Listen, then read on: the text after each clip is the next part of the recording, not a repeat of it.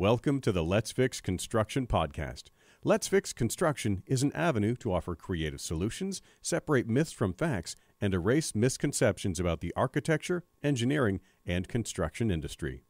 1, 2, 1, 2, 3, 4.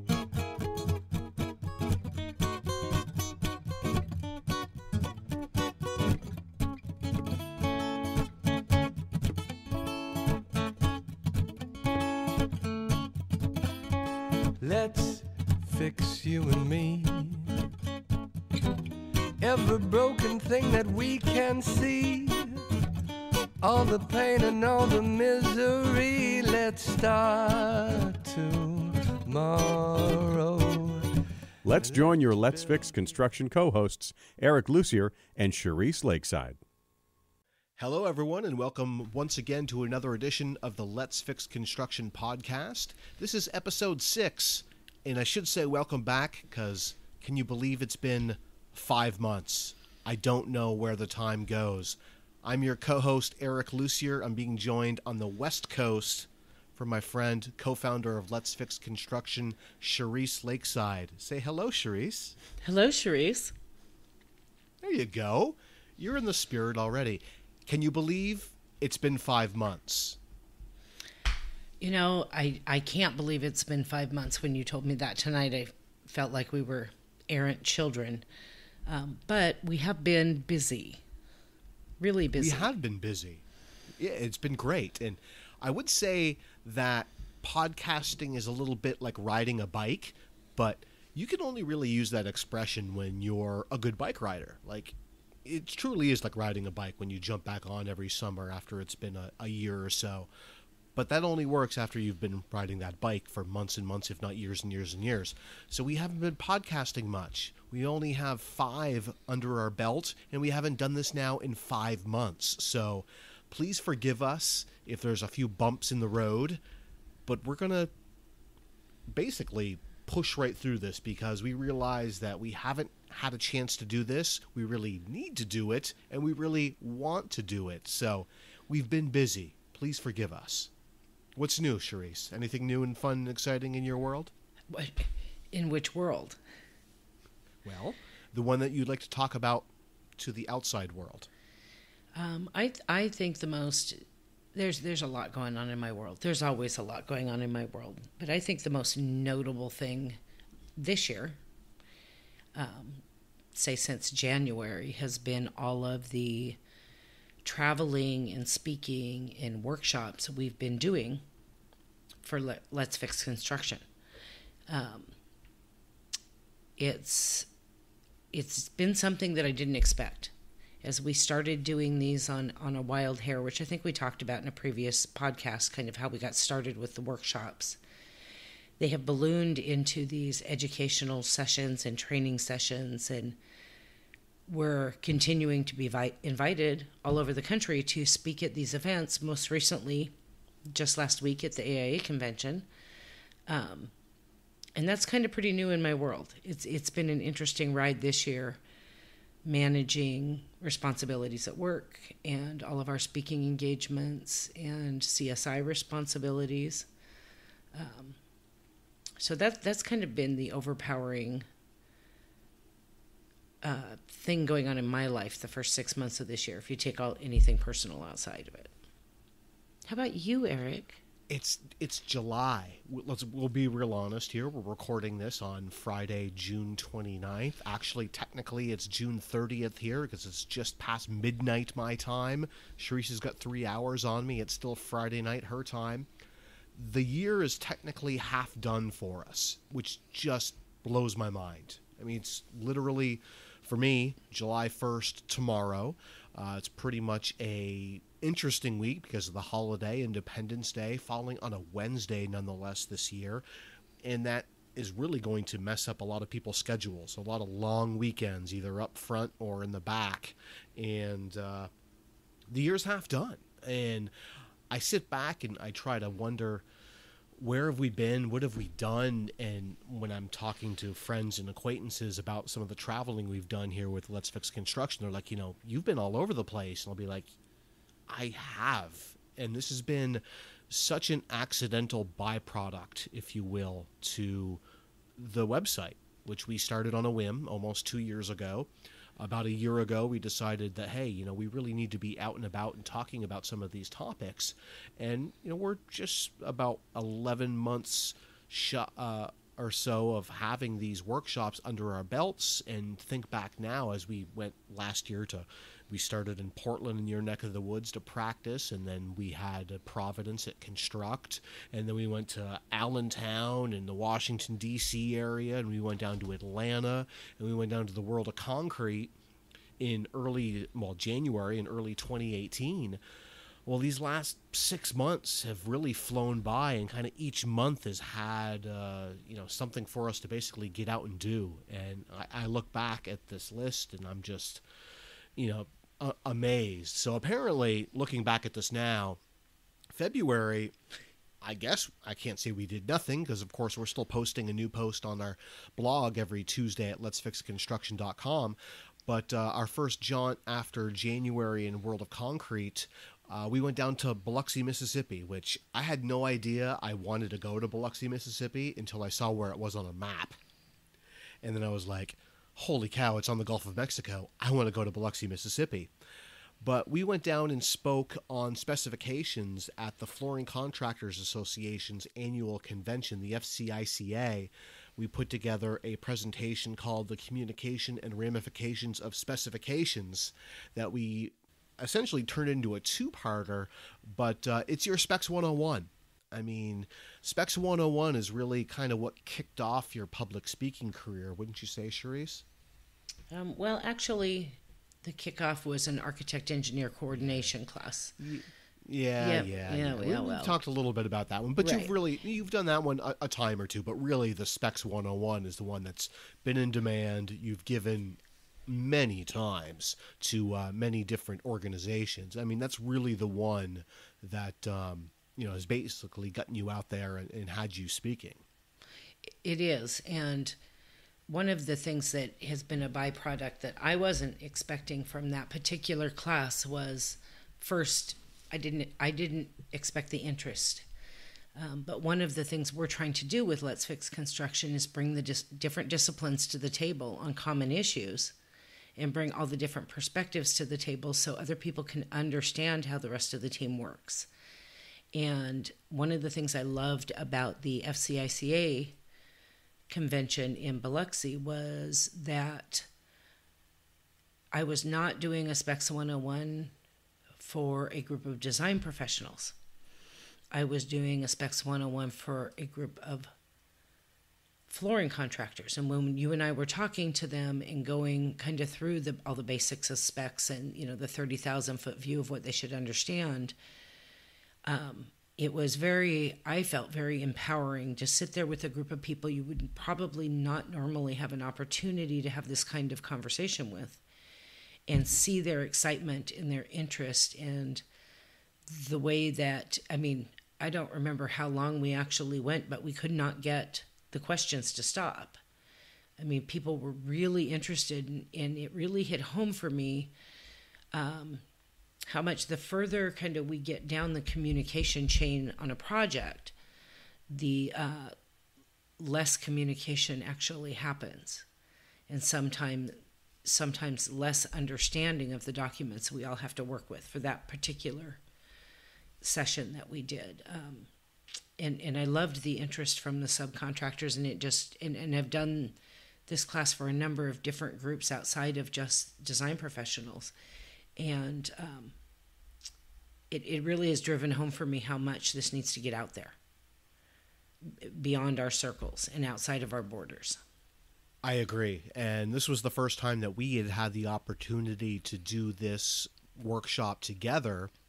And we had, I was familiar with the content, obviously, familiar with, CSI specifications, the CDT, the background of really what Specs 101 is, but we had no idea how it was going to be received. And we basically learned when we were there that it was going to be in front of the entire crew, which was almost 150 people of flooring contractors, distributors, manufacturers, guys that are literally on their knees installing floors, project managing, what have you, which is my walk of life. I've been doing this is my 13th summer that I've been doing athletic surfacing, now for Precision Athletic Surfaces.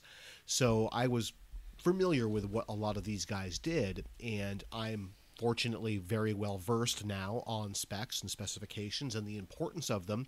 But basically, we had guys, everyone from the successors, they called their young professionals, under, I believe, 40 years old, all the way up to gentlemen in their 70s that did not obviously have this exposure that we did. And it was very uplifting to wrap up. As you said, we really had to cut it off and stop the questions, but to have these senior flooring guys come up to us afterwards and be like, well, we've been doing this for a long time. And that was a fantastic presentation, and we had no idea the importance of specifications and how they basically tied us into the project. It was great, and it completely reinforced to me that the specs, and we call it Specs 101. I keep saying that title is really a misnomer. It's specifications, an introduction to specifications is really what it is. 101, yeah, maybe. It goes in pretty deep, though. And in 90 minutes, we cover a lot. And these folk, or all folk, as we've given it a few times now, really want to hear this information, not to mention they really need this information. And the more we talk about it, the more we understand that this information not only is not out there to subcontractors and general contractors, but when it comes down to specifications and specification writing and project delivery, that is not being introduced to design professionals in school. And you emphasize that every time we go out there and talk. It continues to blow me away, and I really hope that people understand that that's the case, that our design professionals are not getting this information. So where are they getting specification information? Well, that's really funny that you happen to say that right now, because I don't think when we were chatting before we started this podcast that we talked about this yet, but I had one of the young professionals in my firm. I'm teaching the CDT class series this fall again, and one of the YPs in my firm came up to me today and said, Cherise, I need to know what do I need to know about this CDT, and what does it involve, and how do I take the class, and how do I get certified? And so we chatted about it, and I gave him the details of how to sign up for the exam and how to sign up for the class. And then we just kind of got into a conversation about why it was important for his career and why he needed to have this. And I explained that it was basically the short version, project delivery education from cradle to grave, and explained to him that you learn how to design in school, but you don't learn how to deliver a project. And then you get into the workforce, and you learn in a trial by fire, and people around you teach you, but they're often teaching you the wrong things. And so I explained how he would learn how to do things right, and he would probably often be able to advise his boss. And something that really struck me was, he said to me, he had kind of a twofold question: why aren't we learning this in school? And, how are we expected to come out in the workplace and work without learning this? And number two, why have I never heard of it? He had no idea that CSI exists, or that the CDT exists, or this was something available to him, or its value. And I can't preach its value enough. And going out and teaching this Specs 101 class, which I think it's always well received. I've never once had a presentation of that particular course that hasn't been well received. But I think when you and I did it together, it took it to a different level, because we're bringing more than one perspective to the table when we're presenting it together. You have the construction and manufacturing side, and I have architecture and engineering and the construction side experience for a GC. And having that almost every member of the project team perspectives between the two of us and our experience made it even that more dynamic. There wasn't a question in the room we couldn't address. And so I think that's the thing that really empowers me or motivates me to want to go out and teach this to all kinds of groups, because every time I get in front of them, they're just so excited. And what about this? And what about that? And I didn't know that that was a contractual requirement. I mean, just the engagement is truly, I think, that and our workshops are the two places we get the most exciting engagement. 100%. And really, it's a matter of informing the parties about why they need this information. You know, they're going to look at the title or look at specifications in essence and say, well, why do I need to know that information? That doesn't, concern me, or that's not part of my job, but they need to really realize the importance of it. If you're involved in the building product industry at all, and you are working on a project, doesn't really matter the size right now, could be multifamily, could be a skyscraper, could be a school, could be anything in between. Specifications is the project document. It's everything that encompasses making that building go up. And so all trades really need to know at least this quote-unquote 101.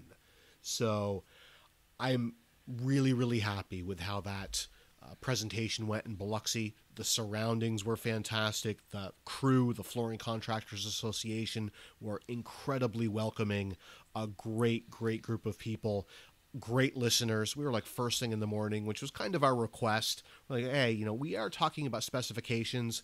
It's really not the sexiest topic in the world. If we could have, first thing in the morning, everyone's going to be hopefully bright-eyed and bushy-tailed. And it went great. And hopefully we'll be back to speak to them, and we'll continue to deliver Specs 101 more. We did deliver it again, which we'll hit on in a second. But Biloxi was great. And incredibly, that was, looking back now, that was March 20th that we were there. We got to spend a couple of days in Biloxi at a great conference, and basically flew home and then immediately flew back out again, this time down to Frisco, Texas, an incredible suburb north of Dallas, for the CSI South Central Region Conference April 6th, where they kept us a little busy. We did our Let's Fix Construction workshop, and then two new ones for us that we've been promoting for quite a while. One was social media and the AEC industry, and the other one was a brand new one that we titled Protectors of the Future, Empowering and Engaging Tomorrow's Leaders. And of course, the latter is one that is, we've talked about it before on the podcast, near and dear to your heart, Cherise. And we really wanted to get that information out there. It's basically about dropping the misconceptions that people have about millennials and seeing them for what they are, and tying it back into the FCICA. What I thought was great about what they did was they basically got rid of the title millennials, and they called their younger professionals successors. And I thought that was incredible, because that's exactly what they are. We keep talking about the stats of the number of millennials, if you will, that are stepping in behind the baby boomers and Generation X, and they are tomorrow's leaders. They are tomorrow's successors. So those were great presentations, I thought, that we get to put together and present to the CSI South Central Region. Social media, which to us is extremely important, and also how we keep in touch day to day, and really how we really, kept in touch over our developing friendship over the last 6 years. But then even more importantly to us, what's going on with the younger professionals and the millennials, and where that is going. You want to talk a little bit more about, of course, your involvement with younger professionals, and remind everyone, what you've been doing over the last handful of years at Construct in regards to them. Well, I think it's no, for people who already know me, it's no secret that this is very much a passion area for me, and near and dear to my heart, partly because I came through this business rather untraditionally, and I came through it because there were people who took the time to teach me things that on the job. I'm trained in the trenches specifier, and they took the time from the time I was 20 years old to teach me and to show me and to guide me and to mentor me. And so I very much feel a need to give back. That, and I have kids in that age group, and so I'm pretty connected with them and kind of understand some of the misconceptions that our younger professionals face. I mean, it's come to the point where the word millennials almost has a negative connotation because of the misconceptions that are out there, like they're lazy and they're entitled and they just hop around jobs and they want everything overnight, which is none of which is true. I mean, if you look at actual statistics, every single generation before them has had the same thing said about them. But there's so many of them that it seems to be more in things like technology that has kind of put those misconceptions up on a billboard. And it's important to me to help dispel those, number one, because they're not true, and number two, because of the lack of Gen Xers in our industry. They need to work next to us. So we need to be able to work well together, and we need to bring them up faster than they've had to come up historically. So some of the things that we're doing in this area are because I want to help them do that. And I want to work next to them. So we have our presentation that we do about YPs, which is now resulting in a panel presentation at CSI's Construct in October. It's a power panel. I don't have the name of it right in front of me, but I'll be moderating a session with 4 young professionals to talk about this topic. There is also at Construct, this will be the 4th annual Young Professionals Day event, where we have a full day of sessions, classes, and a mentoring, a pretty good chunk of time mentoring session. I think I have about 30 mentors signed up from all disciplines in the business, some of the best in the business. And I'm there. I can't say I'm one of the best in the business, but I'm honored to be involved with the Young Professionals Day. Once again, I delivered the networking portion of the event a couple of years ago, and I was also a mentor. Boy, I want to say it could have even been year 1. It's been a fantastic little event to be involved in, and I'm looking forward to heading back out to Long Beach and doing it again. But to connect the 2 presentations we did in addition to the Let's Fix Construction workshop in Frisco, social media and younger professionals, of course, they seem to go hand in hand. It's like if you've got a marketing team, they go, hey, we need somebody to do social media. Well, give it to the young person. It's kind of one of the things we joked about and presented in the young professionals session, was that being a misconception. But one of the reasons why I think the magnifying glass is on millennials and the younger generation about all these misconceptions that you just talked about, them being entitled and they're being job hoppers and their use of technology and whatnot, is technology and social media, and really how we're all constantly connected and we're getting so much information thrown at us every day. You step back to the former generation of Generation X, and then, of course, go back to the baby boomers.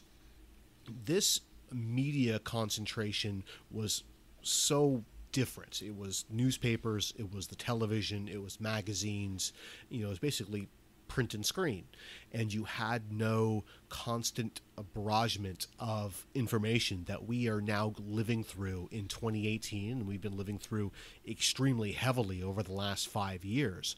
It's impossible to have any topic in this world and not be beat aside the head by that topic daily because of our involvement with social media. So it's only natural that I think we're all getting sick of the term millennial, and we're getting sick of these misconceptions, because that information is being basically thrown out there constantly every single day by every single news outlet and people that are outspoken on social media, which we both kind of are.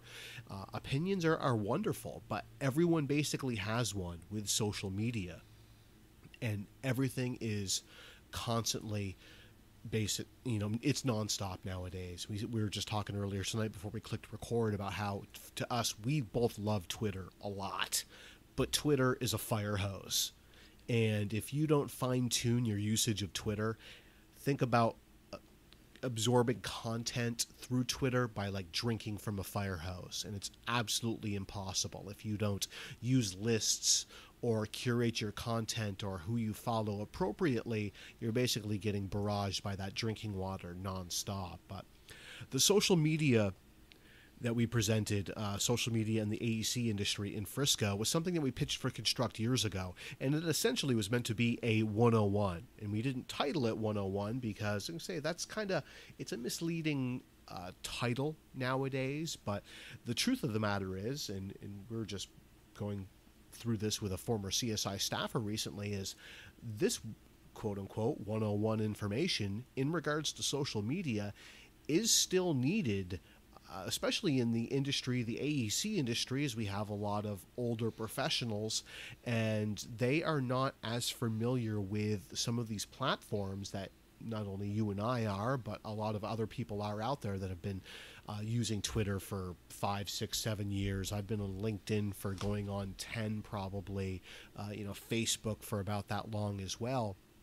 So we really felt the importance to basically put together a quick hour-long presentation that hit on the heavy hitters of social media, and not only what it is and the numbers of people that are using it, but the importance of using it as well, like why Cherise and I use Twitter and how we use Twitter, and LinkedIn, and the utmost importance of using LinkedIn if you are a professional. I mean, heck, you just sent out a tweet about it the other day. You just came back from an event where from the tweet I read, you basically sounded like went on LinkedIn to go and look for some folk, and you could not find them. Is that accurate? Well, that's exactly it. And that's actually not the first time that that's happened. Whenever I go to a conference, that, for example, a couple years ago, I went to a bond events conference where it was a bunch of manufacturers and a bunch of specifiers who did one-on-one meetings all day, every day for 3 days. Well, they give you a big directory, and most of the region conferences will give you a directory of everybody who's there. And one of the things that I've done for every one of these to build my network and to build my connections is the first thing I do when I get home is sit down with that directory, and I look up every single person in it, and I send them a connection request on LinkedIn with a little note saying, it was nice meeting you at the whatever convention or whatever conference, and I'd like to connect here and share knowledge. There's a key thing right there. You want to send a personal note when you connect with somebody. And the thing I find the most interesting is the folks that I have the hardest time finding on LinkedIn are the manufacturers reps. There'll be some of the architects that aren't on there, some of the contractors, but it is more manufacturers reps, which makes no sense to me because their job is to get out and network with all these clients, hopefully get their products in the specs or sell their products. And I'm not saying, I find most of them, but the largest chunk of one particular discipline I can't find on LinkedIn is the one that should be the most easy to find. And that's the manufacturers reps. And like the first 3, I think it was, that I tried to look up from this last conference, it was 1, 2, 3. None of them were on there that I could find. And I can't. People have the misconception about LinkedIn that it's a place to go look for a job.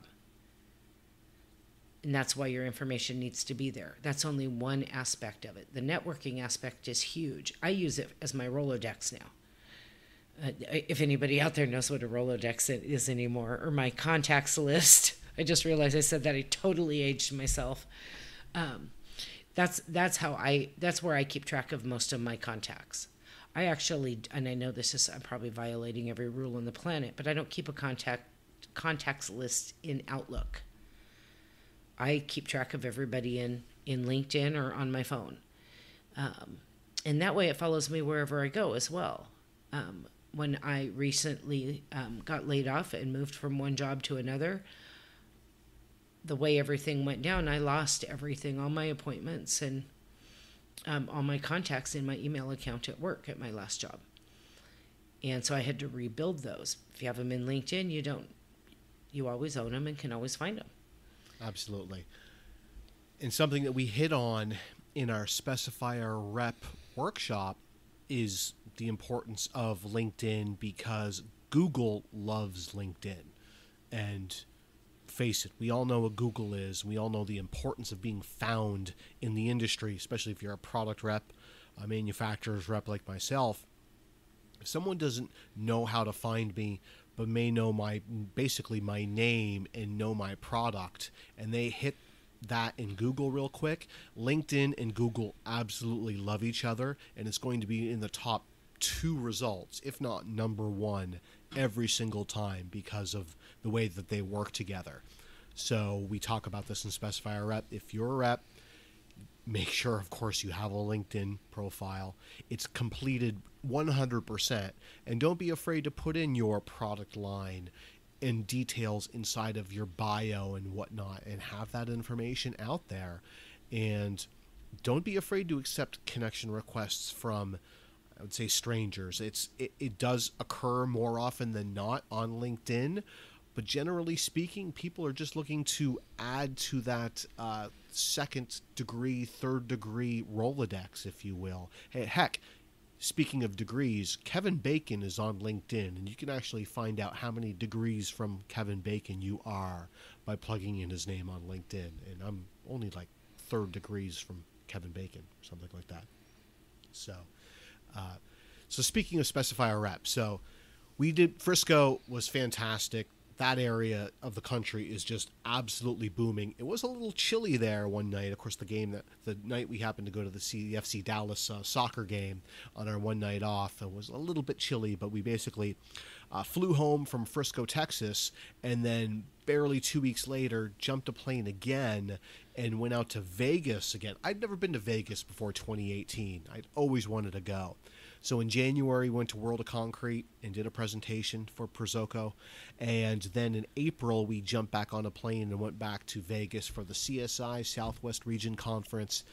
And that was fantastic. Just so over the top, well run by our friend Robin Snyder from Spectra Spec Consultants. Just an incredible group of people. We were off the Strip, which for anybody that's been to Vegas knows that that's not necessarily a bad thing, because you can get to the Strip fairly easily and you can get tired of the Strip fairly easily. But we're on a little mini compound, if you will, in an amazing casino. We had a great time.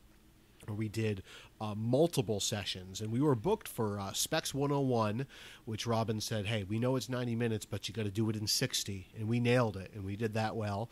We did she's a specifier, he's a product rep, different roles, same goals, which we introduced for the very first time last year at Construct in Providence, and then we did our Let's Fix Construction workshop again. But we're supposed to do a social media roundtable to kind of kick off the conference, and we had such a great conversation about the young professionals and in Frisco that we actually did an impromptu roundtable with the whole conference. It was supposed to be just half initially on young professionals, because it's a hot button issue. Just like everyone wants to talk about the lack of skilled trades and where are we going to get our labor, people want to talk about the younger generation right now and how we work with them. So it was great, where we just kind of on a whim stood up in the room and talked real quick about some of the topics that we hit on in Frisco, and then had people tackle us with some of their misconceptions and how they could best work with young professionals. I mean, do you have any recollection of that? I mean, I had to kind of remind you of that earlier tonight, but I remember it going pretty well, and it went a lot longer than it was supposed to. It did. It was such an impromptu thing and wasn't in the plan that, because we were supposed to talk about social media, and it, I don't even remember how we ended up doing young professionals instead. I think it was just a kind of little conversation that was going on as we were waiting for everybody to get in the room, and a few people were talking but just out loud in the room, and the interest was kind of going up. And I don't remember if it was Robin that asked us, why don't you just go ahead and talk about that? And we just went, right down that rabbit hole, which was great because, I'll talk to people all day, every day about that if I can, just to get people to look at things differently. But I have to honestly say from our trips so far this year. And the thing that I'm most proud of is how well our Let's Fix Construction workshops are going, and how much better they're getting every time we do one. And you already know how much I geek out when we're doing one of our workshops and we get the problems out to the teams. And then we just kind of stand back while the teams have their time that they have to work through the tasks that they've been given. And I can't, and I know I can see you, so I can see you sitting there laughing about it. I just cannot help but get excited about watching these people when you're at a conference and you mix up the disciplines at the table and you throw something down in front of them and it's a conversation they've never had before. You had a table with an architect and a contractor and an engineer, if we're at a conference that has multiple disciplines, and you throw something down and they get to have a conversation about something they can't have on the job site under a contract environment, and how engaged they get and how excited they get. And some of the solutions, because they're not allowed to say we've always done it this way. They're not allowed to say that's never going to change. You don't allow them to. You do a pretty good job of policing everybody. Yeah, I do that well. They don't call me the Kraken for nothing. And so we've actually done this presentation now twice in the last month, the Let's Fix Construction workshop. So after Vegas, we went international, which it sounds very Pitbullish, Mr. International, right? But we went up to Edmonton, Alberta, Canada, which my family has got a lot of French in me, and I'm basically in Quebec. But I had never been to any of the provinces. I visited Toronto real quick one day. But we had a chance to go up to Edmonton and speak to CSE, which is essentially CSI Canada, and do our Let's Fix Construction workshop up there. And then we just came back from AIA in New York City at the Javits Center, where we did another Let's Fix Construction workshop for Brazoco. And every time, and I do kind of giggle about it, but we basically, introduce ourselves, the concept, what they're going to do, and then we turn over the questions to the teams, and then we sit back for 15 or 20 minutes and watch them engage. And I now agree 100%. We watch these teams completely into it. Every person at the table are involved. No one is sitting back with their hands crossed thinking, this is silly, this is dumb, why am I here? Everyone is actively engaged. They're actively listening.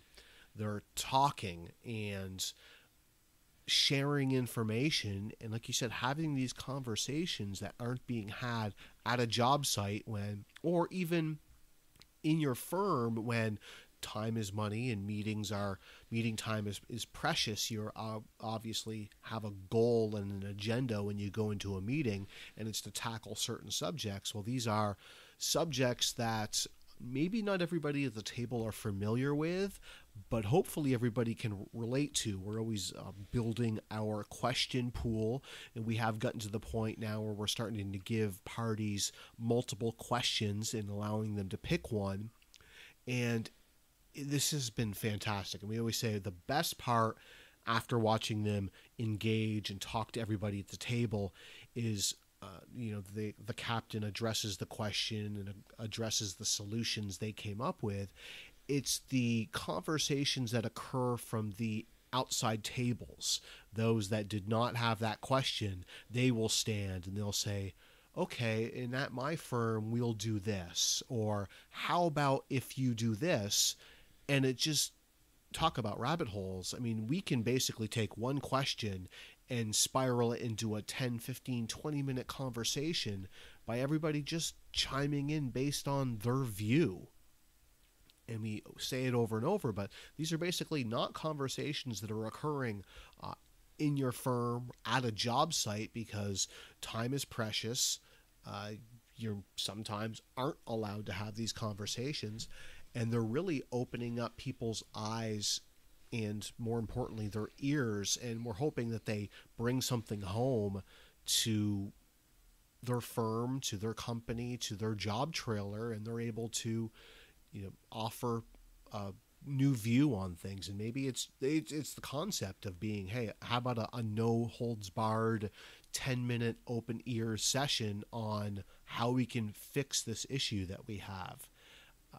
It's every time we do one, they're getting better and better. I'm really excited that we have the opportunity to do it again at Construct in Long Beach this October. And we have more inquiries out there, basically Indianapolis, possibly Cincinnati, San Francisco. To say it's exciting is kind of an understatement, because 1 year ago, we had no idea that this was even going to occur. And now, fast forward this 11 months, and we think about not only the number of times we've given it, but the locations that we've given it to, and the number of different people that have walked out with the smile on their face, and the handshakes that they give us, and the kudos that they give us, because they're having a great time and coming out of it with something that they didn't anticipate getting from it. And it's been absolutely wonderful. And this has been the ride is, I think, just started for us. To kind of go through this over the last 11 months has been absolutely incredible. And I look forward to seeing where the rest of 2018 goes. Well, I think another thing that I'm really excited about that is just kind of starting to pop up for us is that we've started being approached by some companies to do some training for their staff, workshops, we have a number of different presentations, all of which can be kind of sliced and diced depending on the audience in front of us and which perspective we present, because we have the benefit of having multiple disciplines between us in our experience. And having companies that would normally not look to have this kind of training for their staff or have this level of understanding, whether it's Specs 101 or Specifier Rep or having a problem-solving workshop, to have their teams work through issues they maybe encounter out on their jobs all the time with maybe some different perspectives at the table, especially since they're solution-based problem-solving workshops. It's really exciting to see people reaching out, both industry associations and companies that would not normally even know that they need some of this kind of training or have the exposure to see how that would be beneficial for them. So I'm pretty excited about that and to see where that goes. I agree. And I'm sad, I guess, to say the least, that we really, we have some on our radar, but the next one is not until October. And not that we don't have the chance to fill in the time before then, but we know kind of how the construction cycle goes, and that July, August are generally shovels in the ground for us, my company, that is, flooring to be installed. I'm amazed right now. I've said this 2 or 3 times in the last day. I can't believe the number of jobs that are bidding right now for work for next year, which is promising and encouraging, but at the same time frustrating, because I want to tell these people, I'm like, don't you realize that we're supposed to be installing floors right now, and we're not supposed to be assembling bids for work that's 12 months out? But it's great that the work is out there. But that being said, our next presentation is not until, now it's October. It used to be Construct, CSI's annual meeting and affiliated trade show presented by Informa, was every September. And that's how you and I met.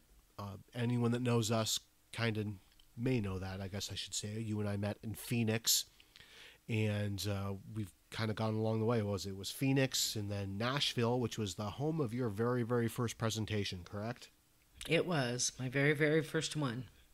And after Nashville did we go to Baltimore? And then St. Louis, and then Austin, and then Providence, and now Long Beach.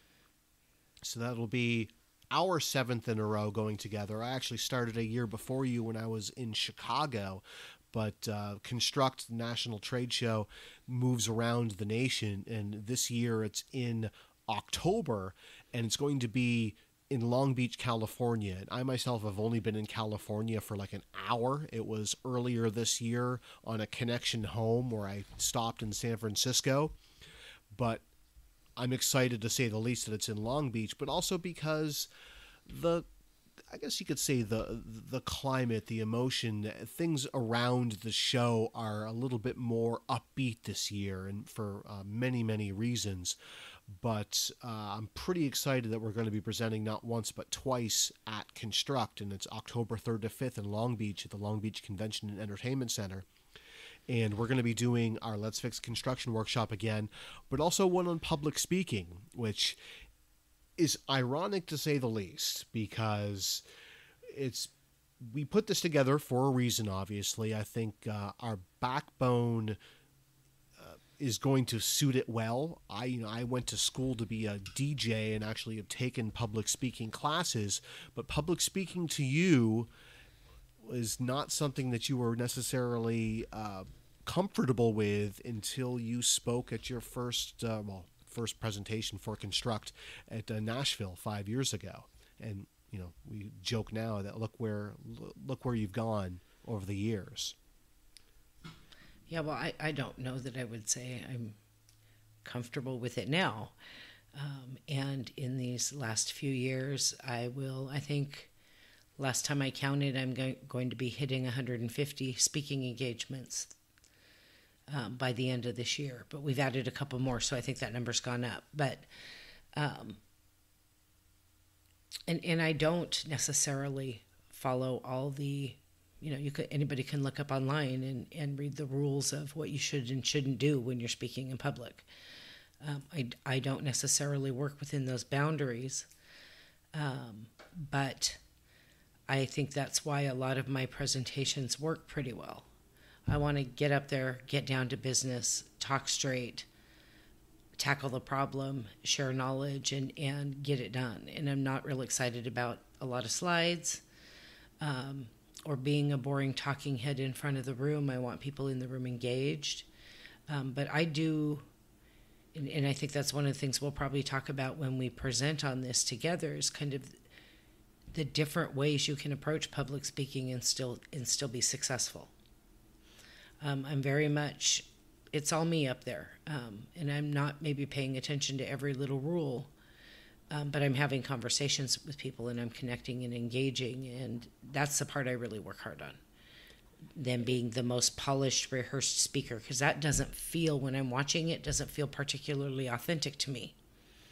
And I engage better with somebody who just gets up there and they are who they are, and they share whatever it is they have to share. Right. And it's kind of one of the reasons why we gave it the title that we did. It's called Facing Danger, Public Speaking for Non-Public Speakers. And it's really, the basis is, if you will, your background and how you went out there kind of with no experience and has kind of spiraled into where it's gone over the last handful of years, both personally and with Let's Fix Construction and leading your teams and the CDT trainings that you've done over the years.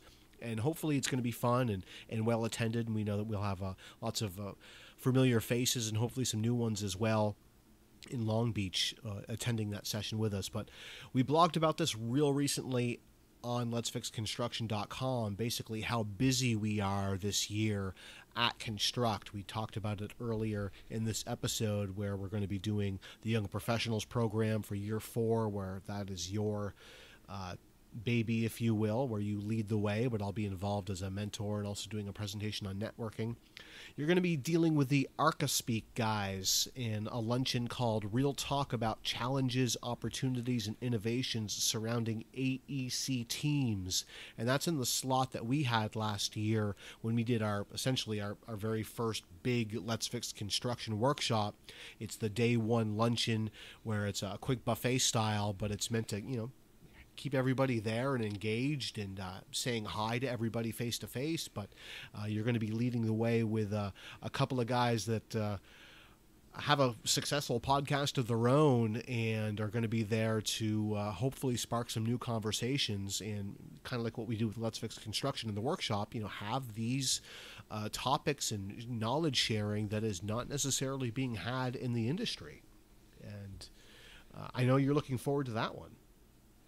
I'm definitely, for a number of reasons, I'm definitely excited about moderating that presentation. Neil, Evan, and Cormac, who are the ArcaSpeak podcast guys that will be our panel members for that luncheon, I met the three of them through Twitter and have interacted with them. All three are architects.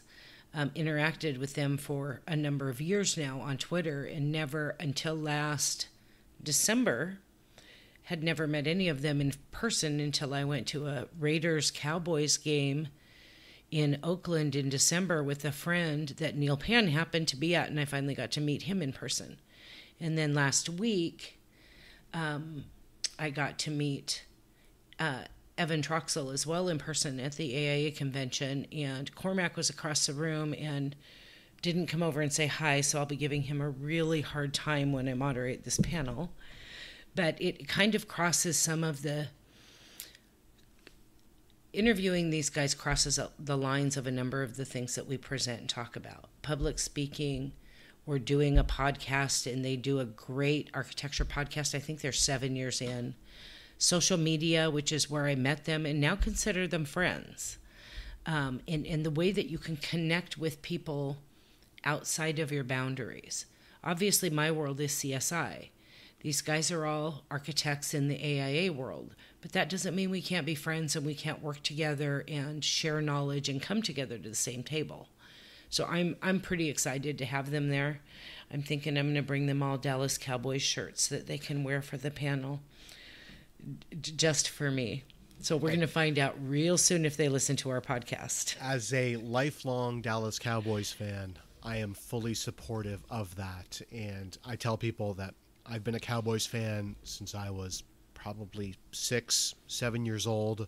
I've been through the Danny White era. I've been through the 1-15 season. I've also been through Troy, Emmett, and Michael Irvin in the 3 Super Bowls. And I'm excited about the future of the team. But that being said, I'm fully supportive of giving them some Cowboys gear.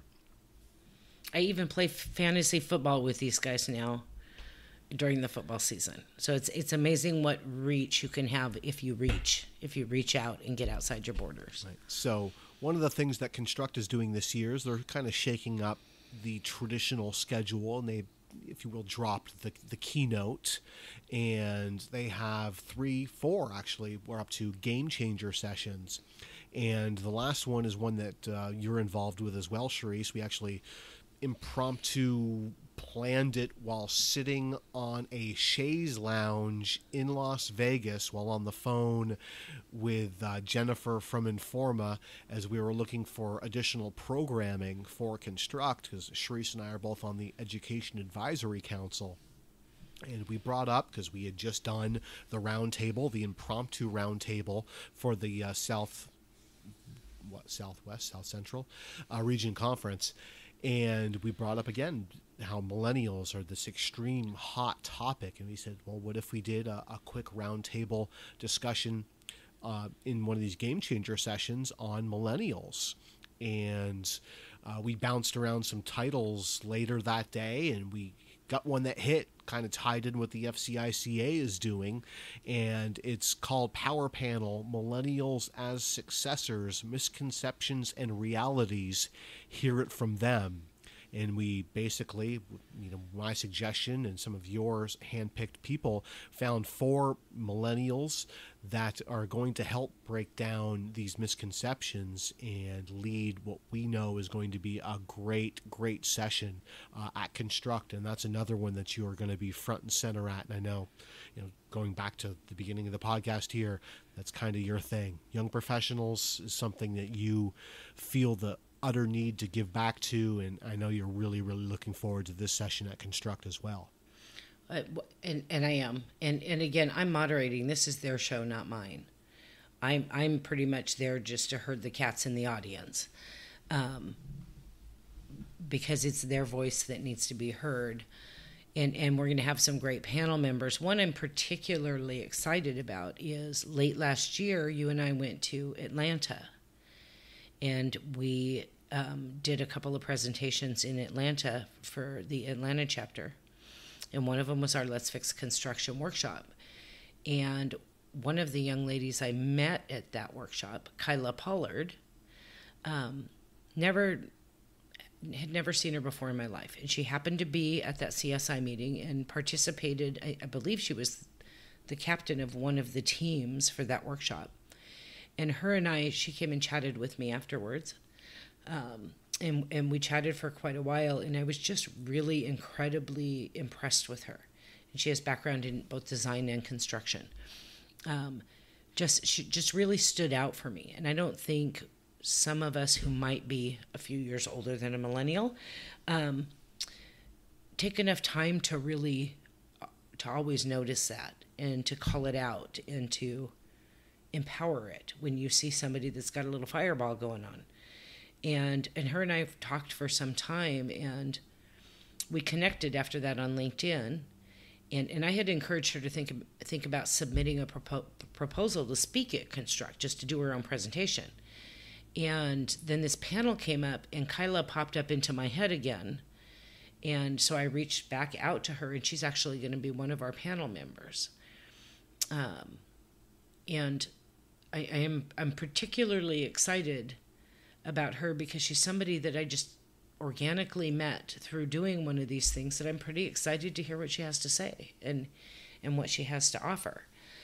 We have some pretty amazing young people that are going to be on this panel that I would really encourage anybody joining us at Construct to definitely come and hear their voice and maybe understand this younger group a little bit better and really what they see in this world, because they're pretty dynamic. I love working next to them. I'm looking forward to this one as well, and it's going to be Friday morning, October 5th from 10 to 11, right before the trade show floor opens at Construct. Wednesday, October 3rd is a full day of education. We're going to be busy on that day. Day 2, the trade show opens at 11, both days at about 11, but there's presentations, education sessions beforehand, parties every night, including our Partners in Pints event, which is going to be on Thursday, thanks to our very good friends at Clark Dietrich. That's going to be a great time. If you haven't had a chance to register for that and you're going to be going to Construct, check out partnersandpints.com. Register for this free party. It's going to be outstanding. Friday night is the CSI Night Out. It's really changed just even over the last 6 years that you and I have been going together to Construct. It's really become a much more close-knit fun event, and the CSI Night Out is kind of the encore of Construct. And I've been I tell anybody that wants to listen, Construct is my must-attend event of the year. You and I have both blogged about it, both on our personal event blogs and also for Informa on the Construct Show website. And we tell everyone we know that Construct is really the place you want to be. 2 years in now, we've been on the Education Advisory Council, so we've been more and more involved, and we're really looking forward to where it's going this year and in the future. So hopefully you can attend. If you're a CSI member, you already know about Construct, but it's really for, just like CSI, it's for all walks of life: architects, specifiers, general contractors, engineers, product reps, building owners, lots of education. It's the focal point, a great trade show. The people that are there attending the trade show know what they're talking about. If you want to go talk to them about technical aspects of it, the technical folk are there doing it. So check out constructshow.com. Again, it's going to be October 3rd to the 5th in Long Beach, California. And we'll be there. We're going to be really busy. Again, we blogged about it recently on the letsfixconstruction.com website. Check that out, because we're going to be there basically 4 or 5 different sessions doing our thing, busy all the way through. And we know that that's our next batch of speaking events, which is, it's hard to believe. We've had such a busy 2018 so far, especially the last couple of months. And now we have a pause. Probably not a bad thing, because it's summer and it's time to really enjoy when the weather's great. So it's going to be here before we know it. That's the scary thing. It is. I think before we say goodbye today, the last thing I think I would like to just kind of throw out there for Construct is we have a lot of really dynamic things going on for those young professionals. But the challenge they have is getting their firms to send them. It's kind of a thing in a lot of firms that, we're going to invest conference money in our older, more experienced professionals, and younger professionals have a harder time getting support. Even the CSI College of Fellows has gotten fully behind an effort to bring more young professionals to construct. There is nowhere they're going to have an opportunity to have the exposure to so many disciplines that they have at Construct. And so I really encourage you to think about kind of putting your money where your mouth is and empowering your young professionals, getting them out there, letting them make these connections and learn so they can bring that back to your offices and really step up sooner. Because it's a great event, and if you were to talk to, at least the feedback I've received, any of the young professionals that have attended it the last 3 years, they found it far more valuable than they ever anticipated. And a full young professionals package, which is Young Professionals Day, and then full convention education and show floor and events after the Young Professionals Day events, is a fraction of the price of just a regular full-paying member. It's a great opportunity, and I mean, really, if you have to go to a conference, which personally I like going to them, who doesn't want to go to Long Beach? So I hope you all can join us. And it's the bargain of the industry. I was talking earlier today about CSI membership, and it's only $275 to join nationally, and then you join a local chapter here in Vermont, which I'm the president of. It's $50. So for $325, you're a member of a great organization. Well, the Construct Show full education package right now, early bird pricing has gone away, but even so, we're at $520 for a full registration, and then it's up until July 26th, and then it's $570 thereafter. So really a bargain. It's more about, the travel out there and the hotel stay.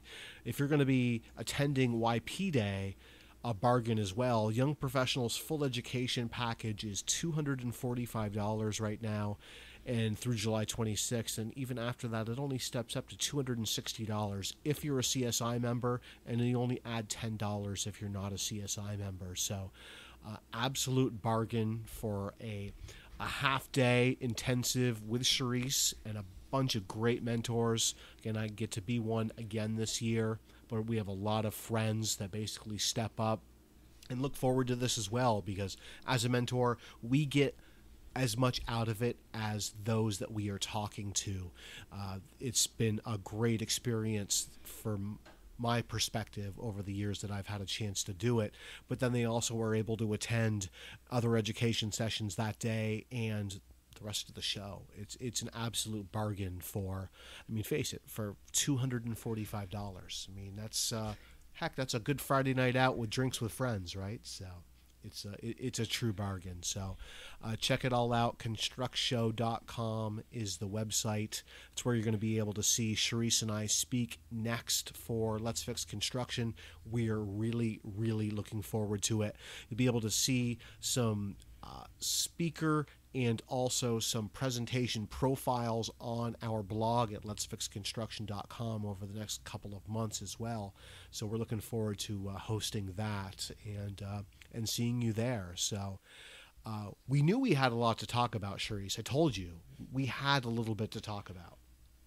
So yeah, I know. Gotta listen to the squirrel. It's been 5 months since we've had a chance to get behind the microphone, which is why we've been talking for an hour now. So this is slightly longer than I think we anticipated on recording this evening.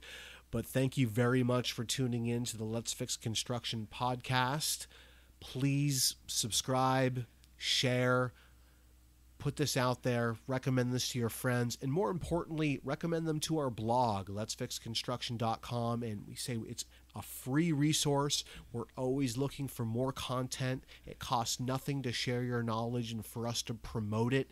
We are looking for more contributors and more providers to share their knowledge on letsfixconstruction.com. So even if you don't consider yourself a writer, we'll edit it. We'll offer suggestions if need be. But more often than not, we find that a lot of these articles are good to go, and we really, really look forward to adding more contributors to the Let's Fix Construction blog. So thank you very much for tuning in. Any last minute comments, Cherise? Nope. I think I'm done, good and talked out. Hope to hear or see you all next time. Thank you very much for tuning in, and we'll speak to you again soon. Thank you for listening to the Let's Fix Construction podcast. To hear other episodes, read our blogs from dozens of collaborators, and see where we'll be hosting our next live workshop, please visit letsfixconstruction.com. We're always looking for AEC professionals to contribute their industry solutions. To offer your support as a blogger or podcast guest, contact letsfixconstruction@gmail.com. 1, 2, 1, 2, 3, 4.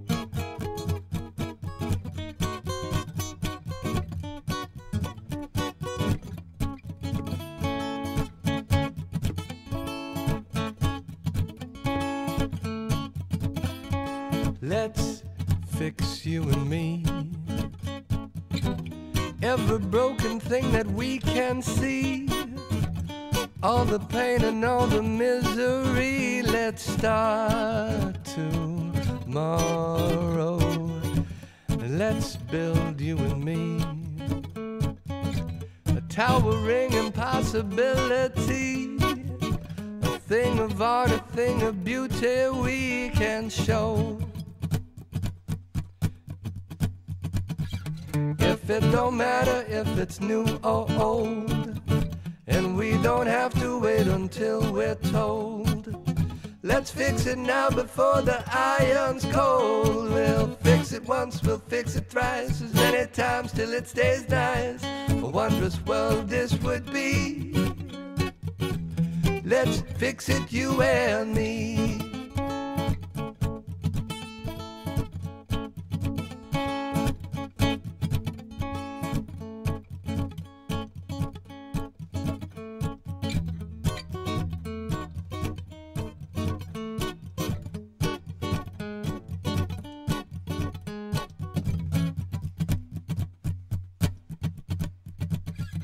If all you see is what cannot be done, you'll surely miss out on the joyous fun. So come with me and we'll reject no one. I trust you know this ain't no joke. Let's pull together all the folk and we'll work on life's mystery. Let's fix it, you and me.